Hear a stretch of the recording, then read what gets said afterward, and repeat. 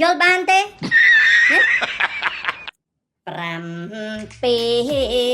មករាកម្ពុជារំដោះតបយួនវាយស្មោះហ៊ុនសែនកងហក់ឃើញទេ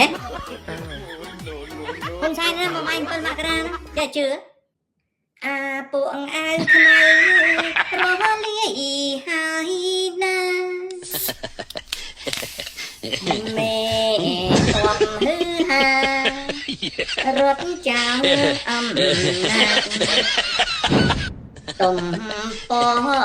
ខ្ញុំគេបាត់មួយទៅជាអាវសានយួនចូលពេញប្រាំ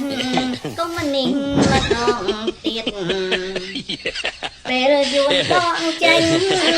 ហ៊ុនសែនចោលមកសៀតក៏ប្រឹងខំឆ្លៀតអួតថាឯងទេ